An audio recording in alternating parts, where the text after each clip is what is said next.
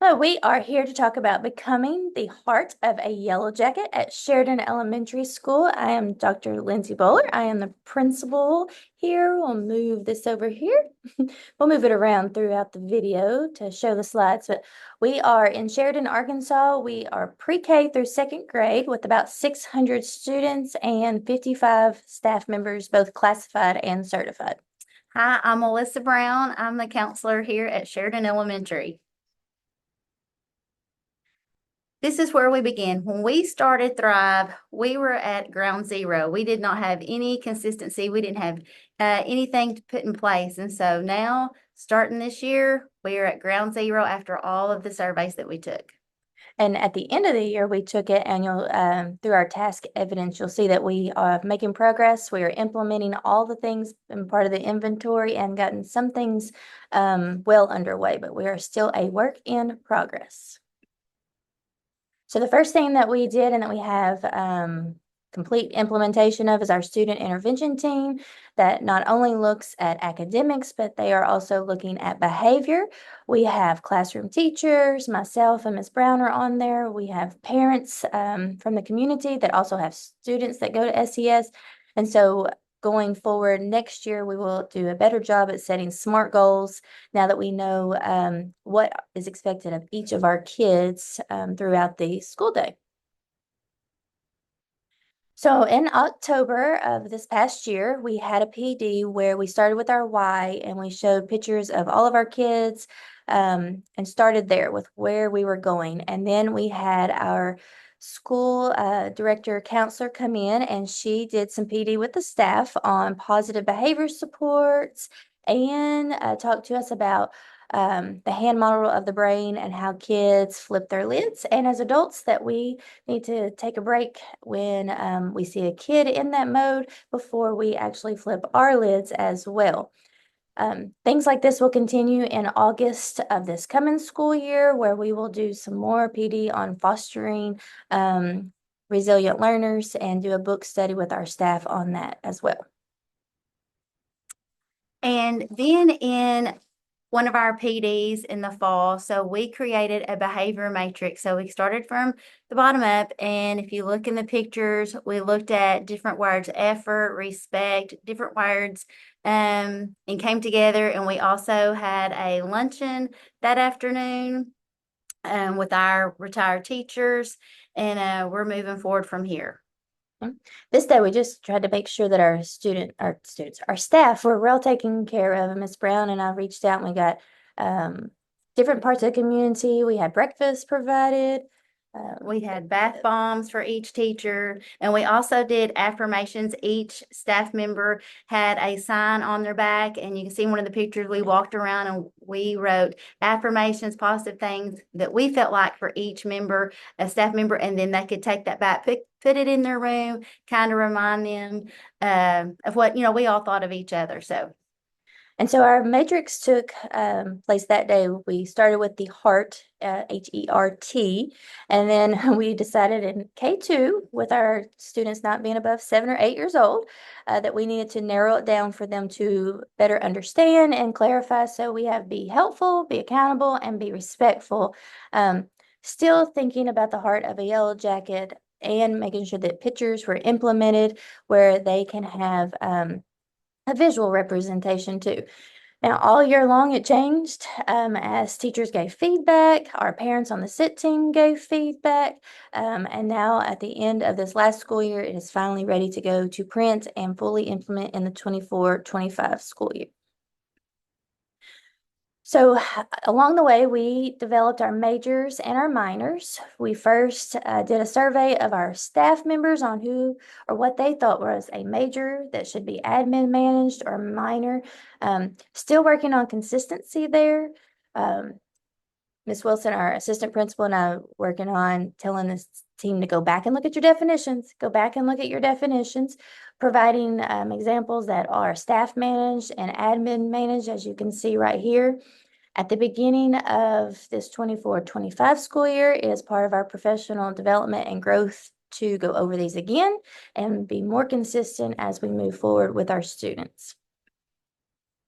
and during our PD, each teacher, staff member, we were involved. And as you can see, we had charts and we walked around and we each put in our input, what was a minor behavior versus a major behavior. And we learned that some of us felt like some of them were the same and some we thought about it very differently. So we had inappropriate language and physical aggression and disrespectful. So it helped us all learn that we saw some things differently and we needed to come together as a group.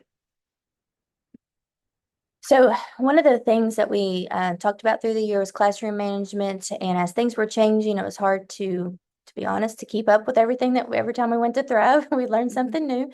But starting this school year, 24-25, we have a system for correcting behavior for all staff that we will go through when PD is at the beginning of August, and then some classroom management tips. In April of this past year, we had our behavior specialist from the co-op come in and do some strategies and tips to use in the classrooms as well. So this will be part of our ongoing professional growth in making sure that we are all on the same page with classroom management. One of the things that the team worked on, this was part of this behavior team, student intervention team, was the flow chart on how things will be managed. And again, Miss Wilson and I are working on, go look at the flow chart. What should I do? Go look at the flow chart. So at the beginning of this school year, again, we will go back through the flow chart and talk about the steps on students being referred to the office. And in talking about that, we have had 3 different minor incident referral forms over the year and finally landed on one for the 24-25 school year, where if it's a minor incident, the students have 2 opportunities to fix their behavior before it comes to be the office. One thing that we're really consistent on and want to be very consistent on is that here it's a note home, a phone call home before they even come to the office. The other thing in incident 1 and incident 2 is the implementation of a think sheet. And these will be lessons that we teach with the kids at the beginning of the year. But after each incident, the student and the teacher will complete one of these think sheets where it's another visual. And so with our K2 students, they will be able to go through the questions and answer the questions. And then Miss Brown and I and Miss Wilson will be able to use these to implement a small group behavior on or to address what's happening before. So if the kid is sad each time, then we need to discuss what's going on at maybe home or in the classroom so that we know how to best serve the kid. So as we have a minor, we have a major incident form. This will actually be a think sheet that will be filled out in the office with myself or Miss Wilson, our assistant principal. Okay, so teaching the behavior expectations, we made a bus expectations video, one for the cafeteria and one for the playground. And so each class watched these videos to learn what the expectations, the do's and don'ts. And then in this summer, during the summer, we are forming and developing lessons for the 24-25 school year for the classrooms to watch and the teachers to show their students. And so with these videos, it helps the kids better understand what we're expecting from them. And the videos and you could see these were taught in January and February because as we went through Thrive, we worked our way through it. But in the 24-25 school year, they will be taught the first week of August and the second week, and then shown throughout when there's a need.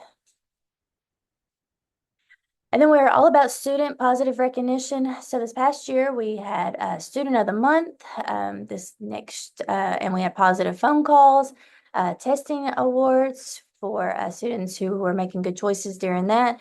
We also have jacket money, which is given to students that are caught being good or following their social contract. Next year, it'll be all about following the heart of a yellow jacket. And then those students are celebrated on Monday mornings with Dr. Bohler in a video that I do. And then we have Student of the Month as well, where we invite the families in to celebrate the kids too. So where we celebrate students, we also have to celebrate staff. We have 2 staff members who just took it upon themselves to do monthly staff potlucks, having games at staff days, making sure that we are still laughing and having fun. And then this past year, we had Staff of the Month, where staff were nominated And then this next year, we'll have staff of the quarter and celebrate them on our assemblies that we will have. And this is something our PTO did with our staff right before Christmas. As you can see, we're in our pajamas.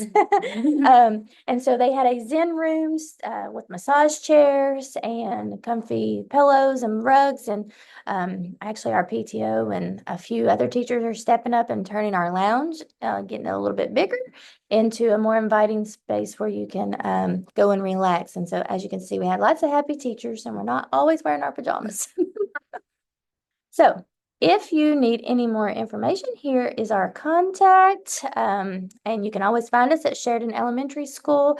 We still have lots of learning and growth to do, but we are on the right track with our staff and making sure that we're meeting the needs of our students. Thank you.